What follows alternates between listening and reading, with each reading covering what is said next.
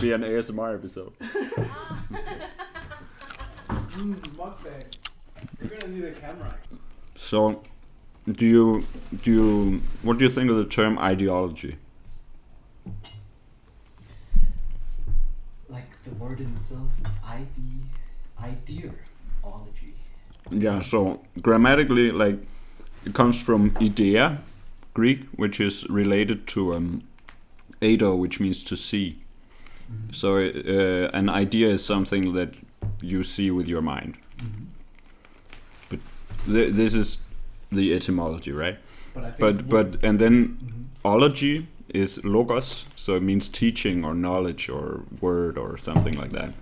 So it's learning about ideas or knowledge of ideas, like etymologically. But I think nowadays it's more like system of ideas, a structural system of ideas or something. What do you think? Well, I think you have to go deeper into what is an idea, right? And you say something about seeing and visuals. And I think, I don't know, I'm connecting to something I read about phenomenology, which describes perception and seeing from the direct point of view. And they say that a lot of times, like what you perceive is an idea, or it's a set of, the way they describe it, it's a set of like equations that you, when you perceive it, you just know what it symbolizes, right, or what it means somehow. So it's like a short circuit in a sense. It's like a download. It's a load of information that you from a single source, essentially. I don't know, but I think it's deeply connected to the topic that we're talking about. Yeah, ideology. Yeah. And it's like people use it in the sense of like a political worldview, right? Like people have political ideologies. So maybe somebody's somebody's a communist and somebody's a conservative. Somebody's an anarchist. So you use it in that sense, and in that sense it seems like it's like a system of ideas, right? Like conservatism is not one idea, it's a set of related ideas that we need a word for as a system, maybe. But there's also like a wider or more general understanding of what ideology means, right? Like this is what you have in Karl Marx, right, and following him, Slavoj Žižek and these guys who talk about ideology. That it's a set of more or less unconscious assumptions that we make due to the way that the society around us is structured. So ideology is all the unconscious assumptions and ideas that we have that we're not really reflexive about, but that are behind our emotional responses, maybe. Yeah. Can you then, by choice, change your ideology? Or is it inherent biochemistry? You know? I think you can do it, but you can't do it instantly. It's a learning process, or even an unlearning process, right? So you have to figure out how can I actually. You have to be aware of why am I saying these things that I'm saying, and listen to your own bullshit, you know, and think, do I actually mean this? What am I even saying? And or am I projecting something that I have learned? Yeah, and in the jargon of like left-wing academics, this is called critical consciousness. And hence you have all these things called critical studies, right? Which is like, okay, you can do a critical study of philosophy, and then it's like, okay, why are all the philosophers rich, powerful people? And or something like this, right? You can do I don't know, critical study of the law, where you say, okay, maybe the law isn't just a neutral fact, but it's something people made from a political ideology, and we should analyze it that way. But also, if you have an analysis, you have to compare it to something. So even in the analysis, you work with some values that came before, or like, yeah, you have to judge it on something, right? Yeah. And then that judgment. Yeah. Yeah, so that's what I mean by you don't change it in an instant. Actually, you don't even change it in a while. It takes a long time. A long time. Right. And, you know, it sort of, to me, it sort of feels like what Buddhist spiritualists describe, right? That you have to detach, right? You also have to detach from all your biases. They have a crazy programming where they tell you like you have to imagine that your waking life is a dream. Yeah. And maybe your dream is real. I don't know. Yeah, you have to stop caring about what the rest of us call the real world, right? Yeah. Maya, the world of illusion. Unless I'm mixing my terms up. Let's do that. Yeah. Let's get a hut in the mountains. Or let's do something ridiculous instead. Maybe it'll be the same. Right? But then I wonder, when I think about this this concept of ideology, then I think, well, what's the difference between an ideology and a religion, or an ideology and a worldview, right? Because they're not exactly the same, but they're very related. Yeah.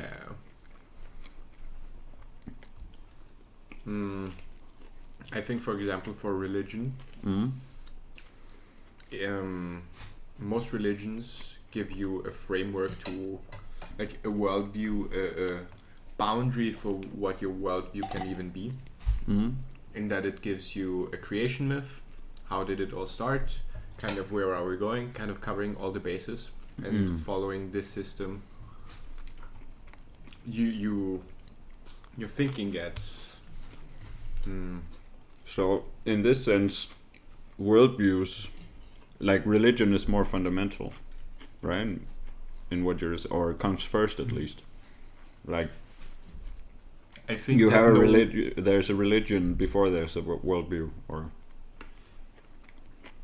I think that a worldview looks on the world, and if you don't have religion, for example, you may have a lot of thoughts about it, but what religion does to your worldview is that it gives you a system with which you can work with a lot of things already. Something concrete.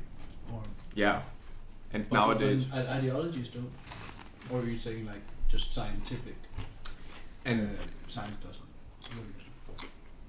I mean, science and technology also gives us a creation myth with the Big Bang, and where is it all going? Yeah. Science and technology also has an answer for that, and it just says nowhere. But that's a little bit what I have been disliking about our current worldview of technologically, I don't know, our Western society. You're from Denmark, I'm from Austria. Indeed. And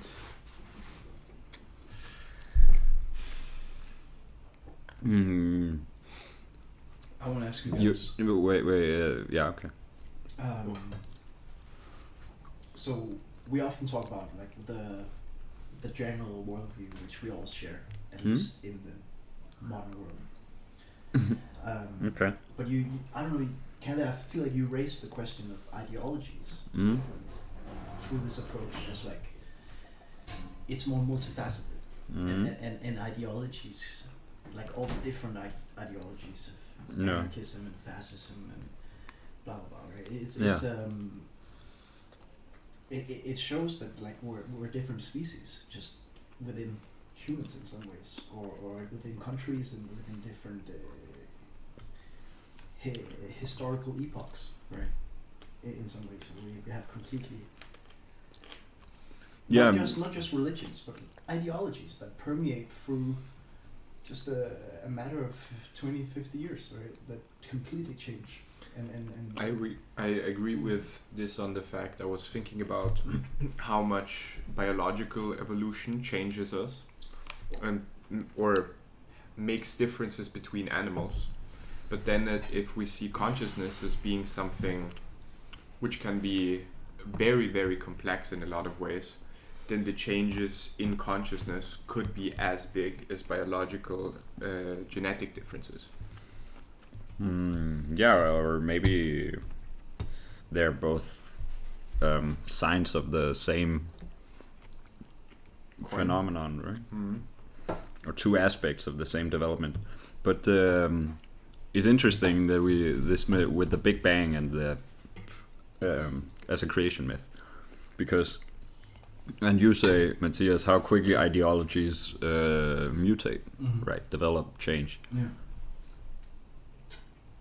The Big Bang myth is like, or story, whatever you want, is like 70 years old or something.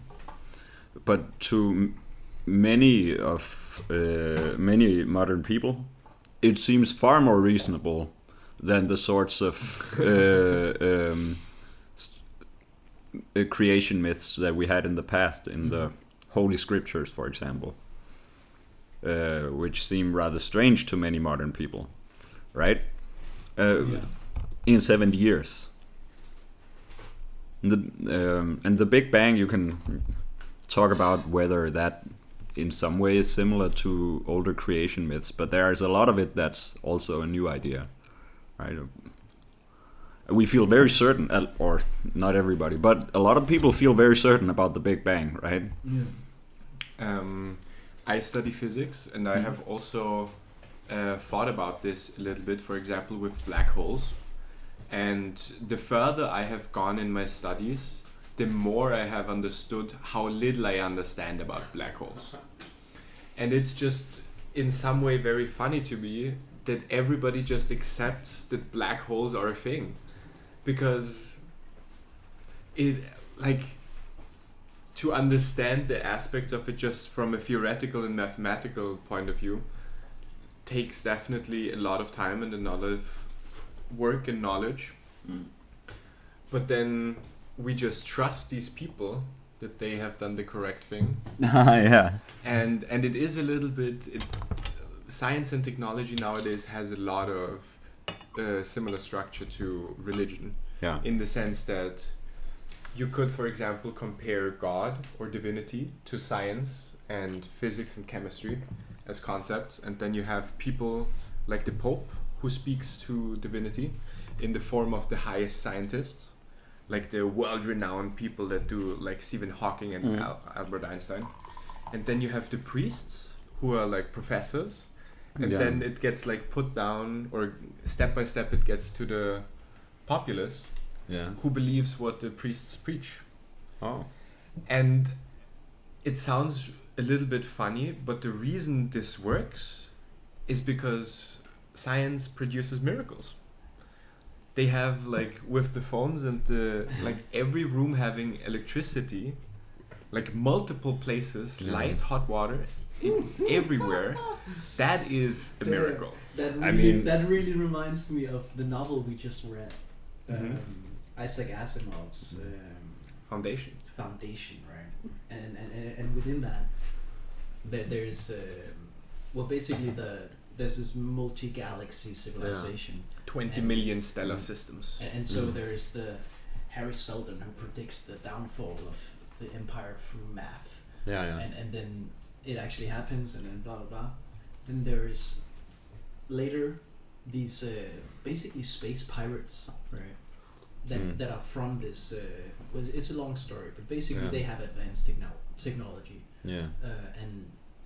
And the way they conquer people and empires is that they basically just go down there and then they show the inhabitants this technology, which is pure magic. And then they're like, they obviously want this, and they want to make deals, and they want to talk together. And it's like an economic warfare where you So they basically trade. I don't know. They cheat them, right? Because then they take their culture away. When they leave, right? They actually take their culture away by, I think, actively trying to hinder religious practices. So they adapt the technology in payment of leaving their traditions behind. Yeah. But I think with such a colonial thing as well.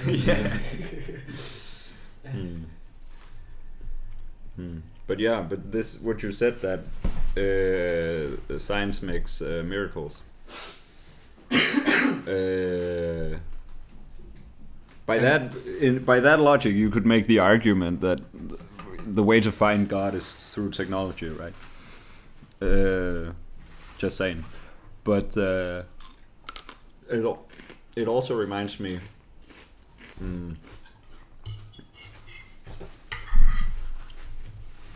No, I lost it.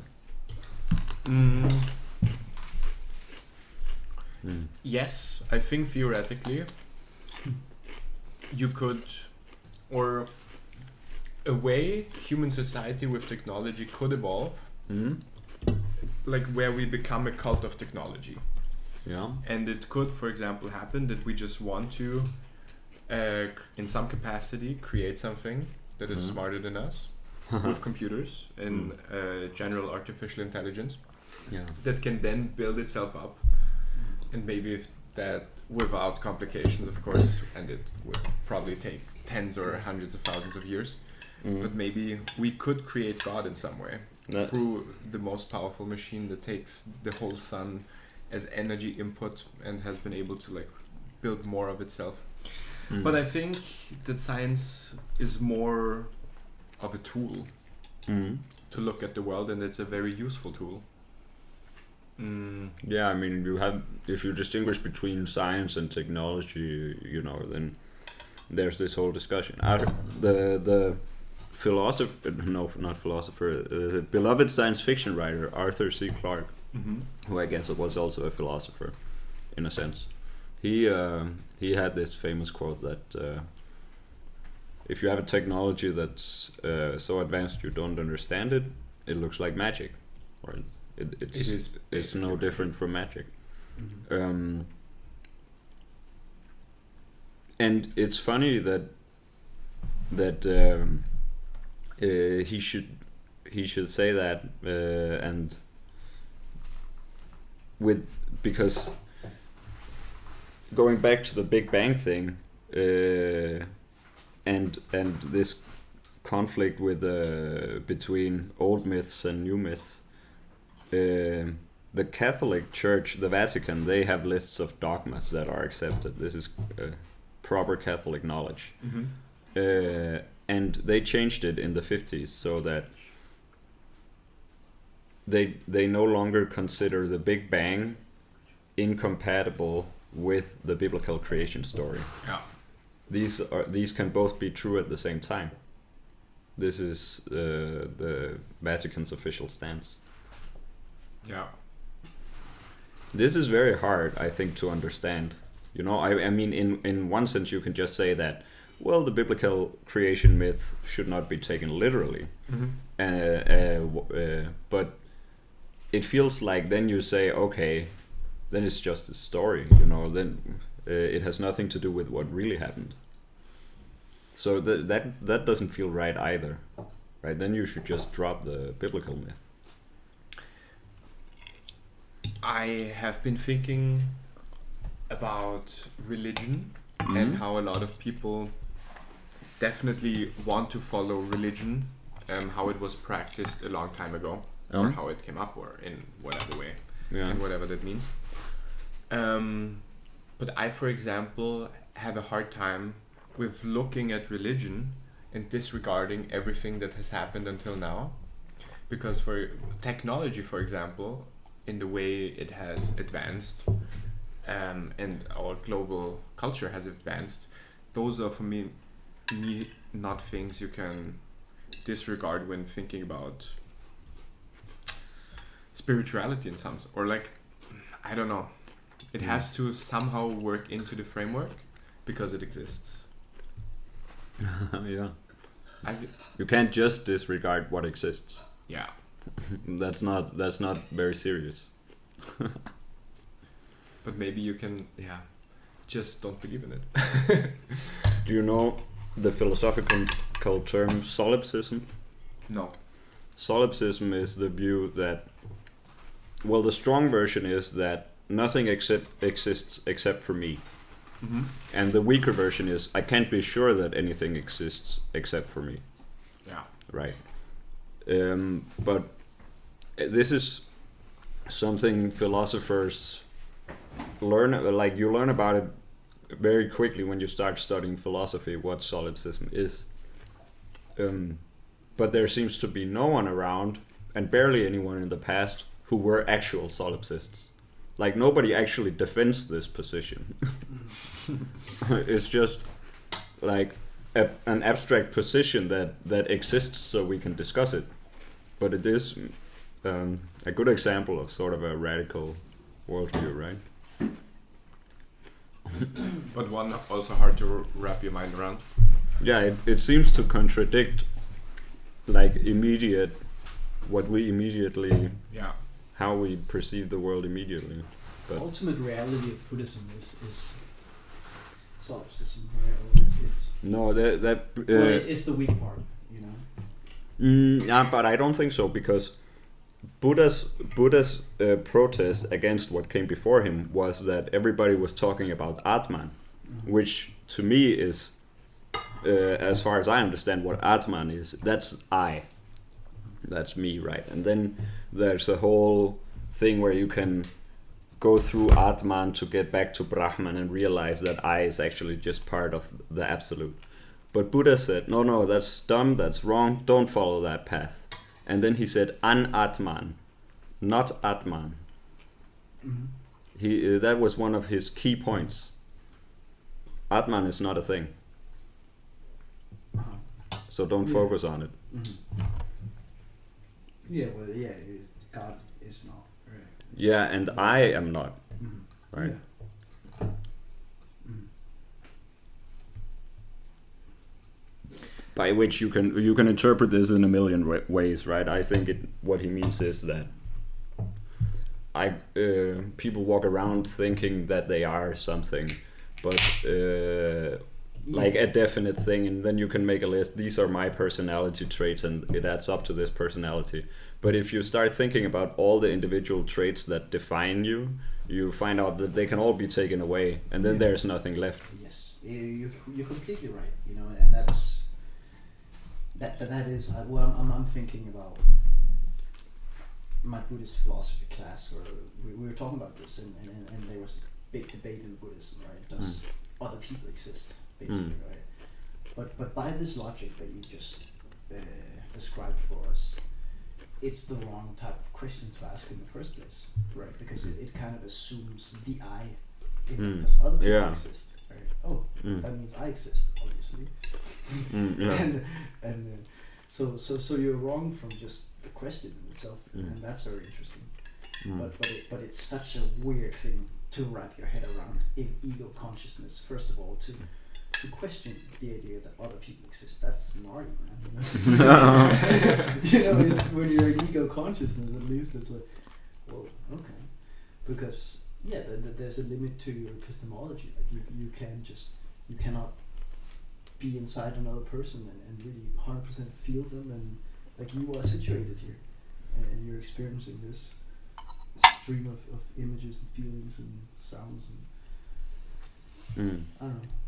But that's Buddhism ultimate reality, I guess. Yeah, and it's hard for me to understand this, because then I've heard from various, spiritualists and their books, sometimes Westerners translate this concept of Atman into witness consciousness, or maybe witness consciousness is something different from Atman.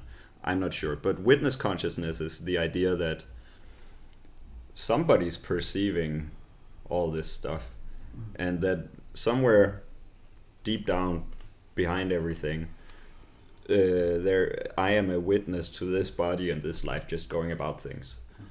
And I think the tricky thing is that the Buddha is trying to say that actually you're not the witness. The experience of, you know, what in Tibetan Buddhism they call Sita Santana, I think, like the stream of perception.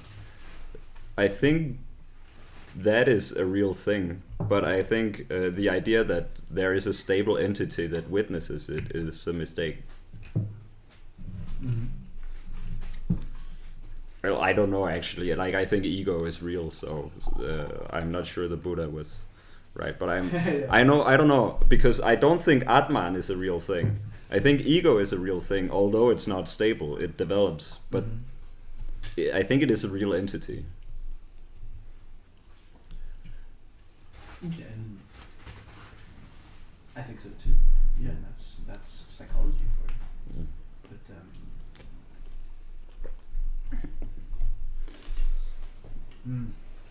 I don't know.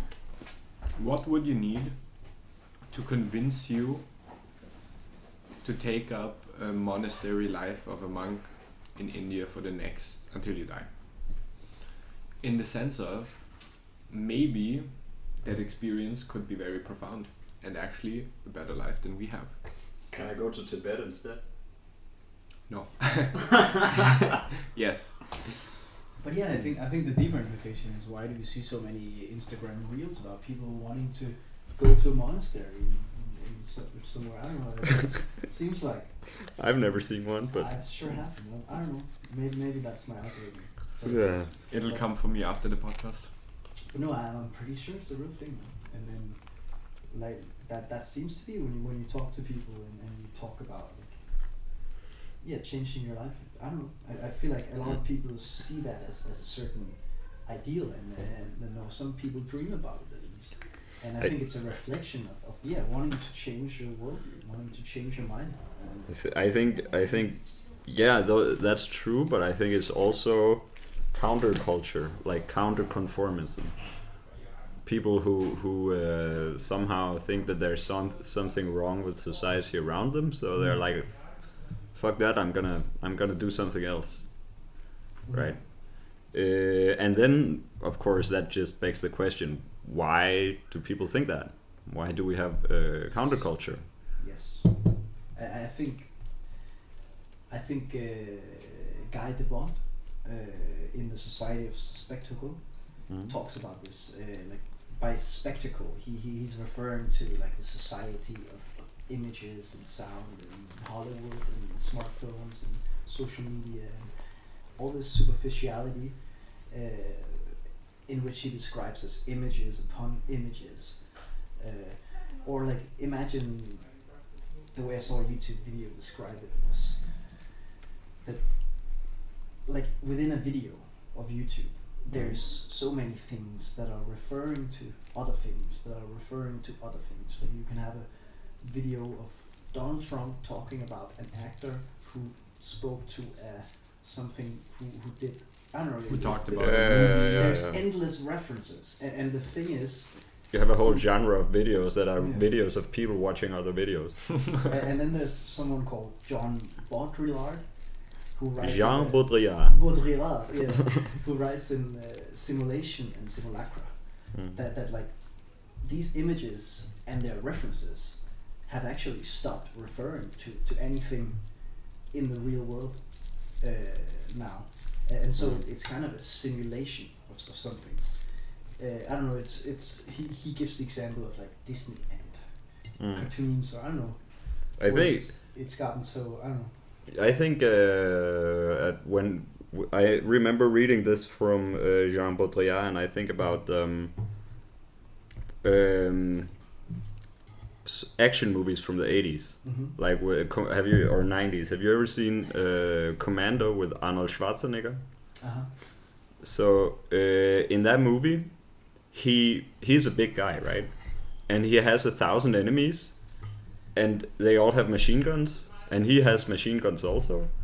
And at one point he just stands up in front of all of them, not in any type of cover, not wearing any type of armor, just shooting, just spraying, right? And he kills all of them, and they're shooting the whole time, but they never hit him, right?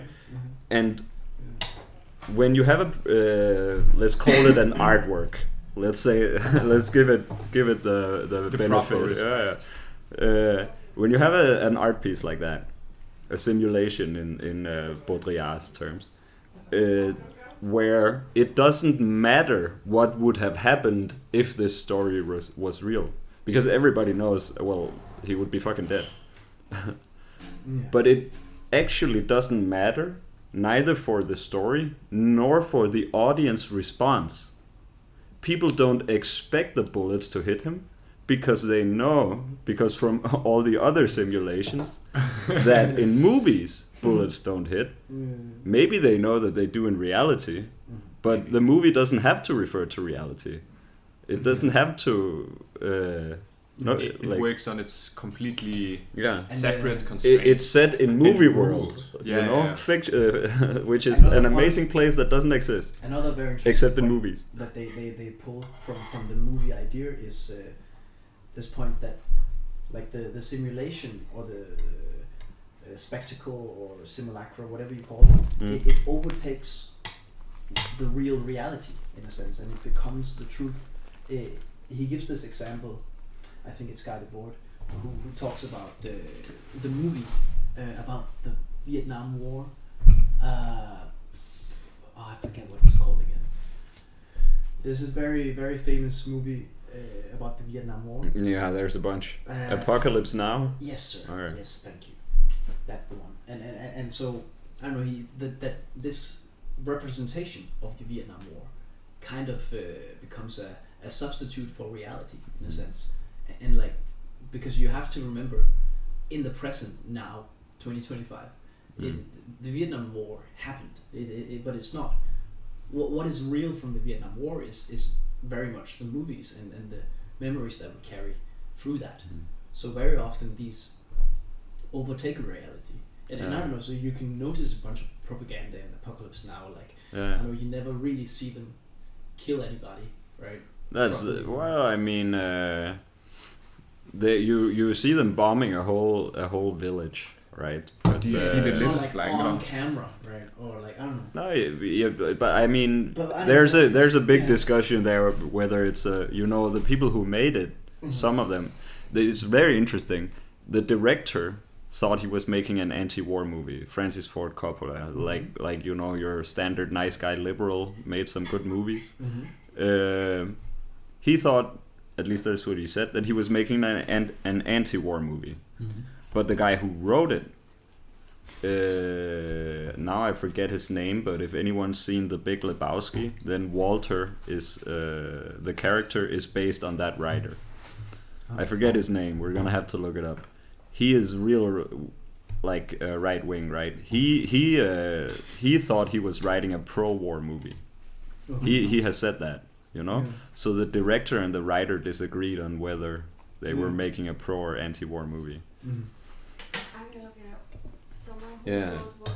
He wrote Apocalypse Now. Jamie, pull that up. What does mean all of that?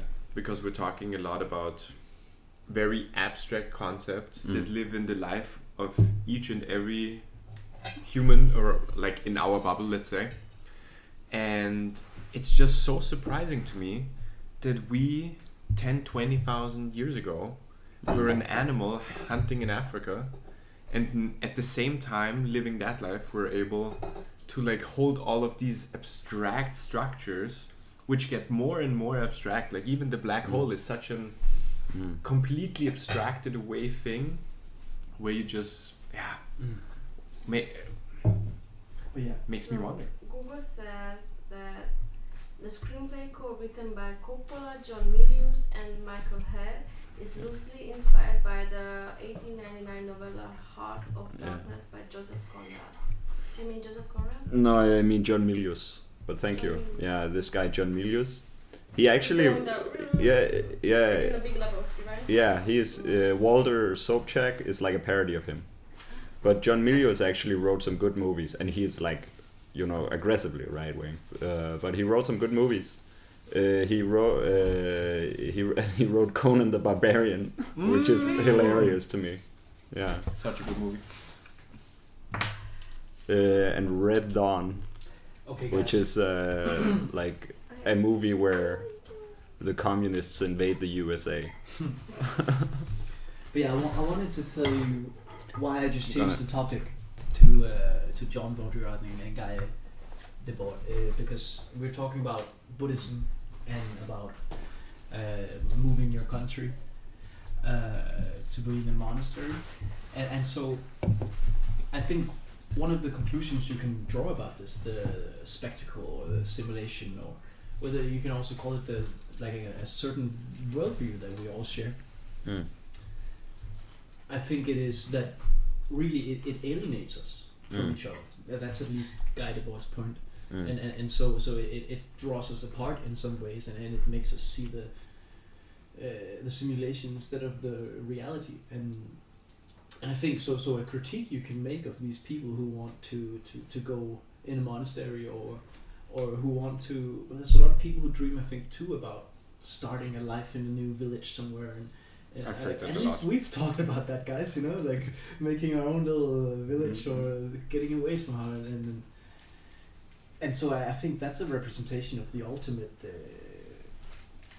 view through the simulation or the simulacra, the spectacle that, or just the Western worldview that somehow seeks to drag us apart, and society feeds off of that, of us moving here to Copenhagen away from our families and getting a degree in our own little separate unit of cubicle that we can pay rent to, and so the money flows and society keeps going, and so yeah. But that's why you have counterculture. Yeah, but then I'm saying the counterculture literally fails through its very own ideology. It is still within the society, and so it utilizes this logic in the extreme sense, and that's why it seeks to break away like this. Yeah, it fails in the sense of realizing the goal that it set for itself, of becoming authentic. But there are very successful countercultures, like politically speaking. For example, Christianity. Very successful counterculture. Yeah. They were anti-Roman. Damn, that way the Christians are the real OGs. They were certainly saying, this don't be like the Romans. Don't believe in all this polytheism. Don't go to the temples just because they say so. It's all wrong. They were so countercultural that they had a cult of people who were killed for being Christian, right? Mm-hmm. Like, how much did martyrs mean to early Christians is hard to overstate. They considered it an honor to be killed by the Roman Empire for being a Christian. The Christians. This is extreme counterculture. 2,000 years ago, Christians were the real goth kids of their era, the hardcore goth kids. Yeah, definitely. In the streets for being so badass. For being so goth. Yeah. The Jesus cult. Yeah, well, so it is even today. Hey. Okay, by the way, can we turn this into now a Bible Part 2 podcast? Because I want to ask you some questions. Yeah, we can just keep talking, man, but I'm going downstairs to smoke. Pause. Can you first tell me, is it true that the disciples of Jesus were children? That they were children? Mm-hmm. No, I can't tell you, because I don't know in the real world, but in the stories that got to be in the New Testament, they were not children. Mm-hmm. But there are some stories from ancient times where there were children followers of Jesus. Okay. But they didn't go in the canon. All right. There are also stories in the Gospels where he meets children and talks to children. Okay. And there are also very famously infancy Gospels. Those also did not go in the canon, but there are infancy Gospels in the Ethiopian Christian canon, where that tells about what Jesus did when he was a kid. For one famous story that's also in the Quran because of the infancy gospels is that Jesus, when he was 12 years old, he made birds out of clay, and then he breathed life into them, and they became real birds. So that's cool. I have to explain to maybe 50% of our viewers who might be Christian, or you know the famous saying in Copenhagen Circle. I apologize for the heresy in advance, but I've been watching some guy on YouTube called Lady Babylon, and he translates a lot of ancient Greek texts, and he has some questions about Jesus, and also some very direct statements, and he's an interesting character. And if you look him up and you try to watch some of his videos, even if you have the time to just give him an hour of your time, you're probably not going to understand anything he says, because he's a crazy dude who's like. So we're not supposed to watch it? No, I want to imitate him. So basically he's like, oh, Jesus. I don't know, he's like, he does this thing, right? And like, yeah. Oh, shit.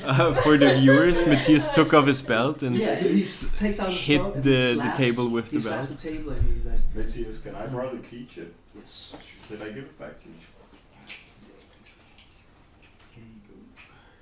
Now we continue with the table slapping. Yeah. So you're gonna get terrified and you're not gonna watch any more of him, but he's really interesting. I think I might have stumbled upon like the. Is he for or against Christianity? So let me make my case here. He to Christians he is like the Antichrist, like literally, no, like 100%. Yeah. And I'll tell you why. Oh, I think he might be the most interesting scholar of our time, like within the next 200 years for sure. But he has like 5,000-10,000 viewers on YouTube, and and I keep watching him because he has a PhD in classical. But why are studies. the Greek translations interesting? Okay, let me. Why are the Greeks? I'll tell you. Okay. But basically, he had a PhD thesis, in which he had a crazy thesis, and within it, he states basically that the ancient used drugs big fucking time, you know, like drug rituals and so on, and we all kind of know this. At least it's 100% confirmed for Greece, right? Like we know about. Oh, I forget about the ancient temple. It's slips my mind, but drug use in ancient Greece was very big thing, and very common around the world. They had a festival for it. I forget its name, but like they would all gather, and there's some witness accounts of famous Greeks saying that, like obviously Greece is famous for the theater, and they're famous for like a bunch of things, but they said their biggest invention was this festival that they did once a year, and they took it and they like kind of returned to the underworld, and all the famous philosophers and writers of Greece definitely went to this festival and partook in this festival where they drank this stuff, right? But so this guy's thesis, Lady Babylon, what's his? I don't know his real name actually, but he makes the claim that in early Christianity, it was very, very common as well, drug use. And he makes the claim that actual Christians were a drug cult. And he says even the word Christ, he goes so far as to say that the word Christ means to pour oil on yourself. And he says that was a drug ritual. And that this oil, I don't know, somehow infused or and like it would also be sexual and so on, like it was this real act like that. And That's his name. yes, yeah. Dr. Amun. Dr. Amun, yes. Amun, what was his last name? Yeah. He's really cool. Ra. Yeah. But I think that's an insane thesis, because thesis basically goes to show that the Christians went really, really far to get rid of this evidence of ancient drug use, because that's what they wanted to avoid in a certain sense. Like they, I don't know. That's the Christian, right? Like they Yeah. they are not associated with drugs. Christians don't do the drugs. You know, the Pope don't smoke the dope, right? And I agree. But there has been a lot of erasing of if that knowledge by the yeah, church. imagine if that whole part of our history, and I think the witch trials and the witch hunts really goes to show that. I'm sure like psychedelic users in the Middle Ages were branded as heretics and burned at the stake. And also limiting sexuality, right?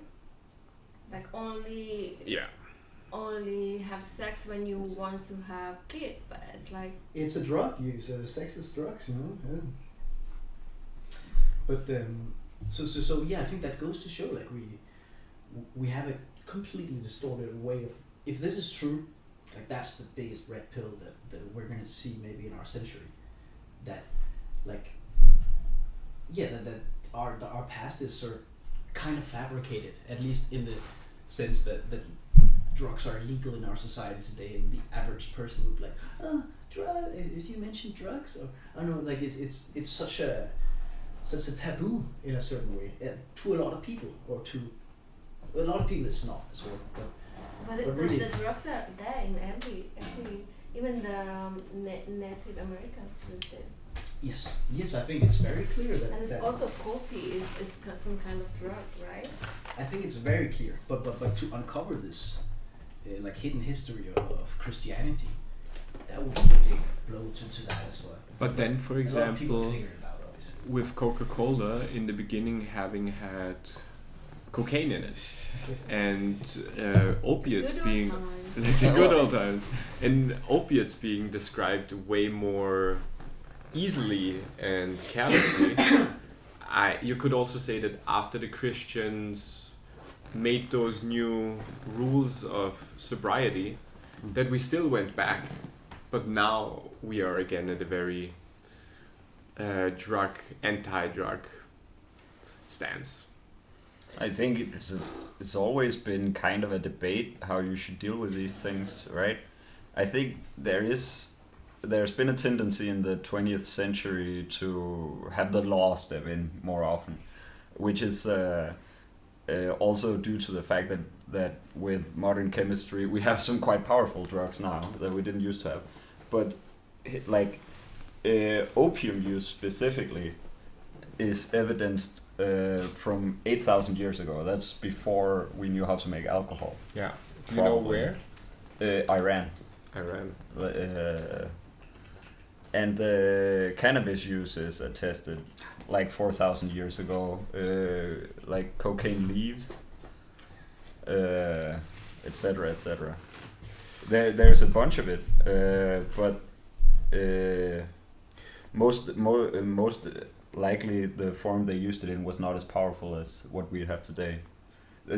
There's one story in the Greek historian Herodotus that the Scythians, who are people that live in what is now southern Russia near the Caspian Sea, that they would start a fire inside a tent and then throw cannabis on it, and then sit in there and howl like wolves.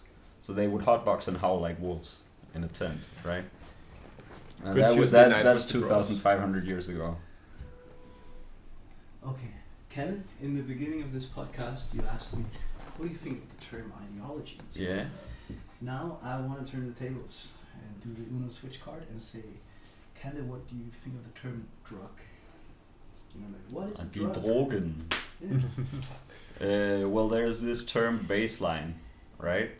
So people who aren't into drugs culture, they call it sobriety, and so being sober is supposed to be your standard state that you're in, and then you can and in drugs culture that's called being at baseline. That's when you don't have any sort of chemical inside you that changes your state of consciousness, and the thing is, if you think about it, you can't really draw a completely neat distinction between what we consume for necessity and what we consume for recreation. Mm-hmm. There's sugar in food, but sugar can also be argued to put you off baseline. And as you were saying, you know, the coffee, right? You don't have to drink coffee. You can live without coffee, but a lot of people drink coffee. We don't consider them to be wasted, but everybody acknowledges that it puts you slightly off baseline. But sugar is perfect example, because that's a drug. A strong drug. See, that depends how you define a drug, right? To me, I think if the term has to be useful, we have to decide, you know, how powerful does it have to be before we start calling it a drug, because otherwise you end up saying that everything is a drug. And you can say that, that's completely legitimate, but I'm not sure that that's very useful. I wanted to make that point because recently I got into foresting. I don't know if you guys have had the pleasure of tasting my nettle bread. But, was really good. You guys have it. So while foresting, like I read about these plants, and so shit, a lot of them are poisonous, and like some of these fuckers really look alike as well. Yeah, you have to be careful. And so I realized, like, what is this poison? Like, that is that not a drug? Like, if you consume that, that'll surely put you off baseline, bro. You know? Yeah. Way off. So that's what I realized, and so even some of these drugs, me and you have realized you can actually use them for the good off baseline as well. You know, we've put them in. No, we haven't done anything. Sorry, but cut that out. But so let's move on. But but the point I wanted to make was that Peter Thiel's AI is surveilling us, by the way. I know. Too late. Yes. So the point I wanted to make was that, like, our entire nature, when you look at it from these eyes, and you just look at, like, what's in this plant, what's in this plant, what's in this plant, and when you told me that there is toad DMT in the bloody grass, I totally it just, like, I saw the chemical everywhere, and I was like, whoa, that's drugs, and so, like, I did think, like, everything's drugs, and so but I think that goes to show something very profound, that I don't know, that like, what makes up our breakfast, lunch and dinner is our biochemistry in a certain way. And like, I don't know, what if we all ate grass? I mean, we could eat. I think we could eat some grass sometimes, but it would be pretty tough on our stomachs if we had to do it every day. But also, like, but the cows, you know, sometimes when cows eat phalaris grass, you can observe that they walk differently. Yeah. I think but the cows animals be tripping in general, on the grass though. But animals in general have been getting drugged up with alcohol fruits. So why can't we? Right? Well, we are animals. And but we do, like, we just have a stupid law telling us not to. Like, no one sheep is in jail because they just... Okay, I want to ask this, because we're talking about worldviews and now about food consumption. So what do you think the most commercialized junk food does to your consciousness?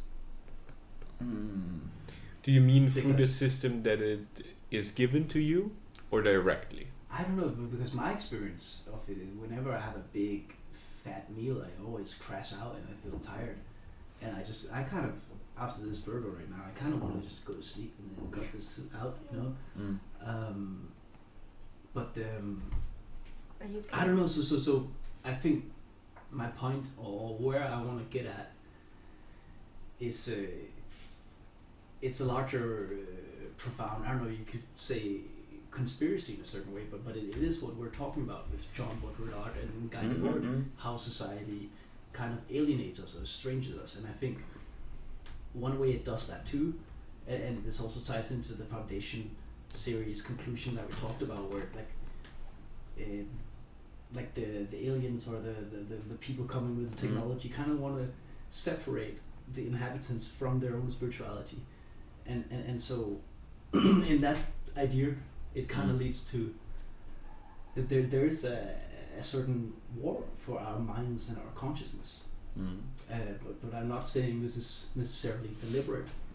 Like I'm not being conspiratorial, but there is a certain, I don't know, like in conspiratorial. There's a very deliberate war for our hearts and minds. Yeah. That's what war is about. And the If you want to win, you have to convince people that you're the good guys and the other guys are the bad guys. Oh, Like it's completely on purpose. Spiritual But warfare. the crap food, is. It reminds me, there are some countries where the food is actually bad for the people. Like it is always better than no food. But there are some places where it's hard to get any food that's not crap, that will not make you feel bad.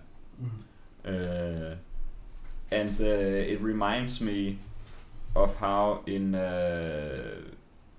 the old Tsarist Russia and later in the Stalinist Soviet Union, like during Stalin, not during the first communists, they would the state had a monopoly on the production and sale of vodka.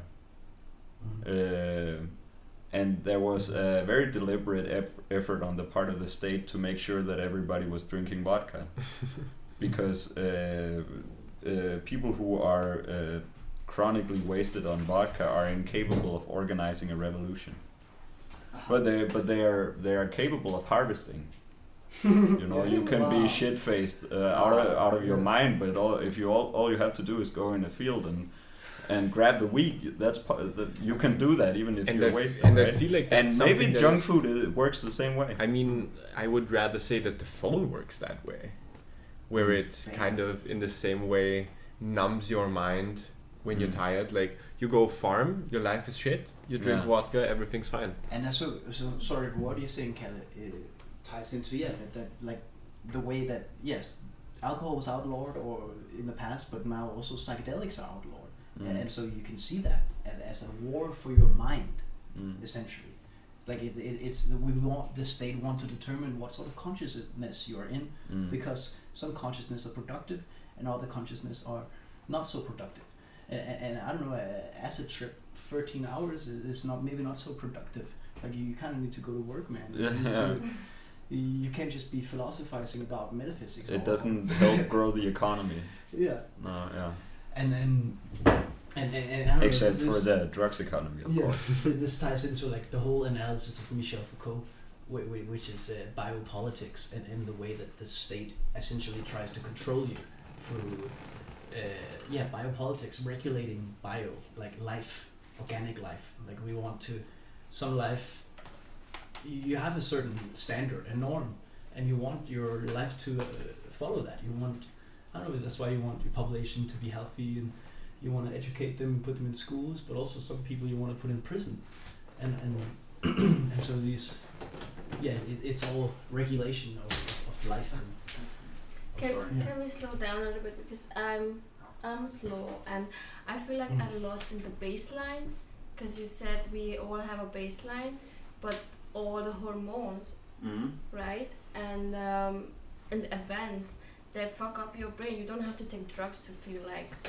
Baseline is a difficult concept because, and that was my point also. You're always slightly off baseline. You're like very rarely completely at baseline with some drugs. When you feel low, you go high, and then you That's a good advertisement. balance your baseline. Now you are feeling in balance. Yeah, but and this is I think I don't think you're wrong about that. Like that makes sense to me. But the word itself, baseline, is very useful, because if you do want to describe altered states of consciousness, then you have to have a way of saying, when was I in that altered state that I'm trying to describe, and when was I not? So suppose that you eat some psychedelic mushrooms and you trip out, and then you wait 8 hours, and somebody wants to know whether you're still under the effect of the mushrooms, and they ask, are you at baseline? And then you have to figure out whether you're at baseline, right? This is why we have the word, to describe this experience. Makes no sense, because maybe people use drugs so their baseline is better, so they don't use drugs to fuck off the baseline, but to just make it in balance. Well, So this it's is kind what of addicts. use. This is how addicts use drugs. They are only at baseline when they are on the drug. But When I they can't function when they are not. But I could also see the social society saying what baseline should be, Yeah, exactly. but then it being different for other people. Like, for example, what you're meaning is that I have a different baseline from what maybe is seen as the norm, and I use drugs to have the better baseline. Yeah. Or maybe people just use drugs so their baseline matches with the society's baseline. Oh. Because for example, I'm okay in silence, I'm fine not smiling and just looking and doing nothing. But if society wants me to my baseline be their baseline, which is like a good, like uplifted spirit, then I have to use something to meet their standards, right? So that maybe we should just accept that people have different baselines, and we have to use something to meet. And it's interesting the differences between like which drug is preferred in which parts of the world. Like what are the local addictions, right? So we live in Northern Europe. Here it's predominantly alcohol, right? People also use coffee a lot, but coffee is not as powerful as alcohol, so that one is more interesting. People drink a lot of alcohol in this part of the world. In some parts of the world, alcohol is considered fucked up, don't touch that. Maybe they chew cat leaves or coconut leaves. Or in China in the 1800s, everybody was smoking opium in their cigarettes. Like 50% of the population was addicted to opium. Not like shit that will kill you in an overdose like the heroin and the fentanyl that we have today, but just the latex that you get out of the poppy flowers. They would just dry it and crumble it into their cigarettes. The whole country was addicted. But there Huge you also problem. have And, to mention the context of the British actively. Well, it was a colonial thing. It was. It was not. They were doing it recreationally as a tradition or growing it themselves. It was another state. Well, I mean, they were doing it. They were doing it because they liked it. But because the emperor of China tried to make it illegal, and was forced through wars conducted by the British, French, and the Americans to legalize it and to stop, because they were making as the money one of off the of it. things. Yeah, and that's why the USA got so rich. Like Hong Kong was Roosevelt's grandfather became a millionaire by selling opium to the Chinese. I can easily believe that. As part of the deals was also the transfer of Hong Kong for, I think in the contract it said 100 years, opening a lot of ports for the British. Like legalizing opium was one of the things, but a lot of other things were also like in that treaty. Yeah. So in that sense, I would maybe do a distinction with the drug use in different scenarios where you can't compare, for example, shamanistic use of, let's say, ayahuasca and, I don't know, crack usage in black neighborhoods, which was done by the CIA or actively by the state. Yeah, but there is a gray area there, right? Because you like, if somebody, it takes two to make an addict, the person themselves and the pusher. The pusher can't force somebody to become an addict, like unless you actually go over there and inject them with morphine yourself, but it still relies on the person. If let's suppose it's a Chinese opium addiction in the 1800s, it still relies on that person having 2 or 3 opium-laced cigarettes before they're addicts, and that's their decision to do that. Stupid question. Does it make a problem in China? Yeah, it was a huge problem. Oh, okay. Huge problem. They have still like national pride wounds and drug use is super illegal. Yeah. Oh wow. Do you think that this opium usage, or for sure it can, but in what ways can it be reflected in like Chinese? As you'd be familiar with like the writings. Well, in art, in art, it's interesting to look for where you can see in art that the artist was on drugs, and that's a difficult topic in itself. I don't know enough about Chinese art to say that, but in the same period there were also opium addicts in the West who were making art, and there's Samuel Taylor Coleridge was a famously opium addicted poet, and I don't know, you can read his poems. I mean, so sometimes they would make art about being on opium, you know.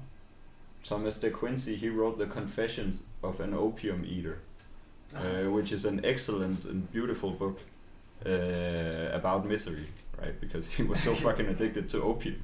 He didn't have a very good time. Okay. Yeah. But he made great art. Yeah. This also, there is a book called The Owl by an Iranian writer whose name I forgot.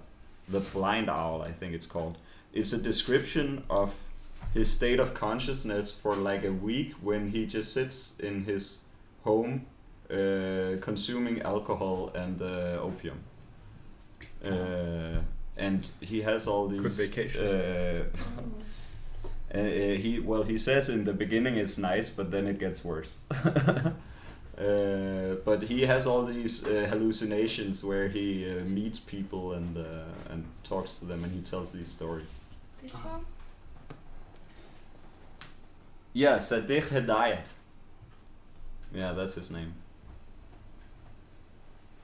It's a good book. It's quite short. Nice. Anything else you guys want to make before we cut off? You want to do break time? An hour and 20 minutes. Wow. Yeah, we can do break time. Okay. So this has been the Copenhagen Circle, talking about worldviews and I guess the grand conspiracy of worldview warfare, you could call it. Do you want to say a few words there? No? Okay. Tom, you want to play a last jam for us? Fuck the current worldview. I'll repeat. Fuck the current worldview. Fuck the current worldview. Fuck the current worldview. Fuck the current worldview. I hate it. I hate it. I feel so bad. I'm addicted to my bed. I want out. Ouch! Okay. Fuck this worldview.